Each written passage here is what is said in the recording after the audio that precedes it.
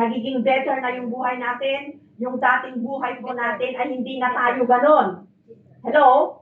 Kaya nga, Christ, new creation.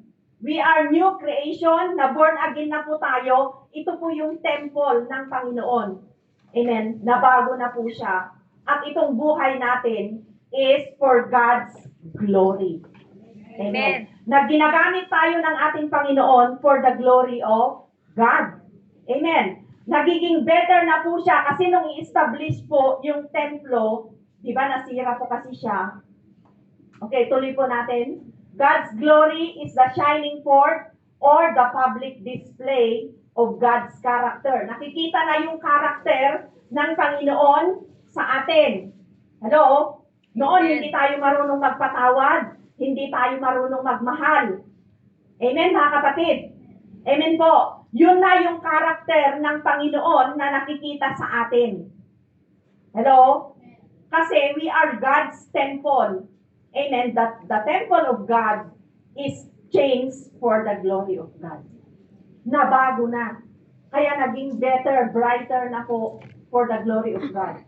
Okay, He is holy. Ito po yung karakter ng ating Panginoon. He is holy. Absolutely truthful. Totoo po siya. Kapag minahal niya tayo, totoo siyang nagmahal. Amen. And righteous. He is righteous. Yung buhay natin, hindi tama sa Panginoon, pero noong tinanggap natin ang Diyos, because of the righteousness of God, nagiging righteous din tayo. Amen. But sa pamamagitan ng kanyang dugo na nagpatawad sa atin. He is just. He will never betray your confidence. Kapag nagtiwala tayo sa Kanya, hindi niya tayo bibiguin. Amen. Yung confidence natin sa Kanya, yun yung nagdadala sa atin para i-approach natin ang Panginoon. Amen, mga kapatid. And God is totally committed to His relationship with you. Nagkaroon na ba kayo ng relasyon na hindi committed? Pero ang Diyos, mga kapatid, He is committed to sa relasyon niya sa atin. Amen, mga kapatid? Amen. Amen. Ang pag-ibig niya, He is unfailing love. Amen. Kahit hindi natin siya mahal, minsan, kasi kung walang pagpapala, parang nag-iiba tayo. Pero ang Diyos hindi nagbabago. Amen, mga kapatid? Kaya dito, yung glory po, yan po yung glory ng Panginoon na nakikita sa atin, na so you can experience the many blessings of His gracious goodness. Bakit natin nararanasan yung mga blessing ng Panginoon? Yung goodness ng ating Panginoon. He is loving, merciful, faithful, and He never changes because of the glory of God. Hello? Amen, mga kapatid. Yan ay glory ng Panginoon na ibinigay niya sa atin, mga kapatid. That's why the glory of God is better, brighter, and greater. Amen. For the glory of God. Yung buhay natin ay sa kaluwalhatian na lamang ng ating Panginoon. Kasi we have been crucified with Christ, nevertheless we live, but Christ liveth in us. Ito na po yung templo, hindi na natin pag-aari, mga kapatid, ang buhay natin. Hello? Amen. Ito ay hiram lang natin. Hindi natin alam kung kailan ito kukunin ng ating Panginoon. But praise God, dahil sa kagandahang loob ng ating Panginoon, sa goodness niya, because of His nature and character, yan po yung nagdi-display. Nakikita na sa atin ngayon. Amen? Amen po? Amen. Kaya hindi na tayo yung dating buhay natin, hindi na. Amen, mga kapatid. Nagiging pabuti ng pabuti, payaman ng payaman, paganda ng paganda. Hello? Amen. Amen, mga kapatid. For the glory of God. Noon, hindi tayo nagagamit ng Lord, pero ngayon, tingnan ninyo, yung mga umaatin lang, paupo-upo lang dyan, nandito na sila. For the glory of God. Amen? Hindi pa pwedeng tayo ay nakakilala sa Panginoon, templo na ng Diyos ang buhay natin, pero same pa rin. Sasabihin ko po sa inyo, hindi pa naghahari si Jesus dyan. Kung ganon. Hindi pa pwedeng si Jesus ay nandito, pero yung buhay natin ay same pa rin. Kasi templo na ito ng Panginoon, binabago niya yan. Nagiging better yan, nagiging brighter yan, nagiging greater of His glory. Hello? Amen? Amen po? Kaya, next, He never changes. Hindi po siya nagbabago. Okay. So, God is infinite. Okay. Kapag sinabing infinite, walang hanggan. Okay. Eternal po siya. Unchangeable. He is also omniscient, all-knowing. Alam niya lahat. Omnipresent, everywhere. Present.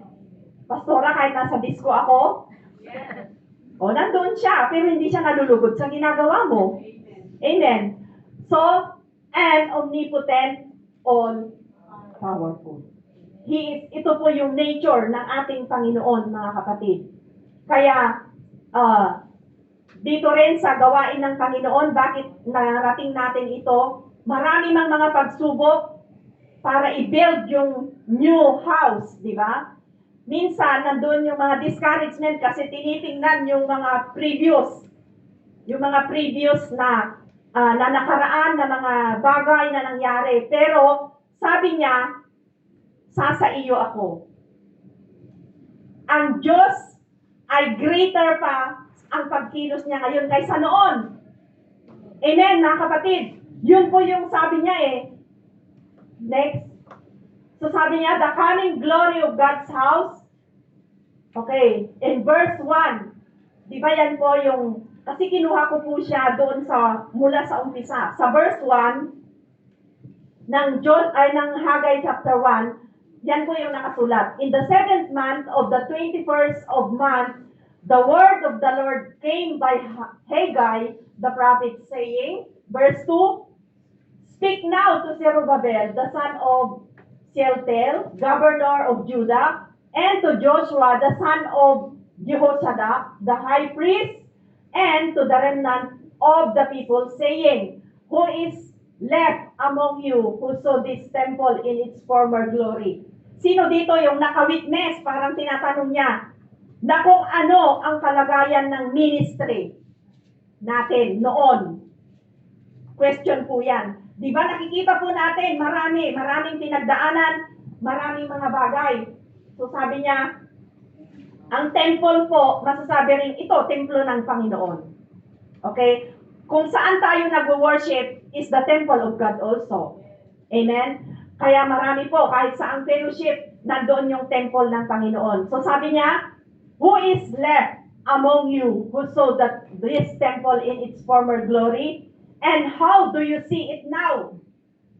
Paano nyo na nakikita ngayon na noon, amen, ay nandoon po yung mga bagay na nangyayari. Pero ngayon, nakikita na ba natin? Ano yung nakikita na natin? Yun po yung tanong. In comparison with it, is this not in your eyes as nothing? Parang wala lang ba sa inyo? Di po ba? Hindi. Kasi ang Diyos, ipinapakita niya na ang temple na ito ay, sabi niya ganon, yet, sabi niya ganon, now be strong, Zerubbabel, says the Lord, and be strong, Joshua, son of Jehozadak, the high priest, and be strong, all you people of the land. Kailangan maging matatag tayo, mga kapatid, says the Lord, and work, for I am with you, says the Lord of hosts.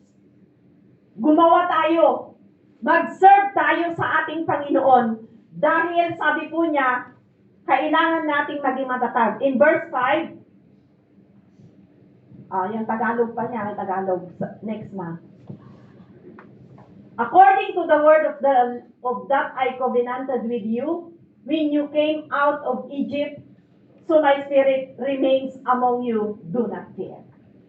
Di po ba noong nasa Egypto sila, inalipin po sila. Amen. Parang ang buhay din natin noong tayo ay hindi pa nakakilala sa ating Panginoon, pero inalis sila doon sa pagkaalipin. So now, sabi niya, my spirit remains. Ang ibig sabihin, kahit yung buhay natin, minsan nandun yung nadi-discourage tayo, or minsan may mga bagay na nangyayari sa buhay natin, maraming problema, ang espiritu ng Diyos nananatili.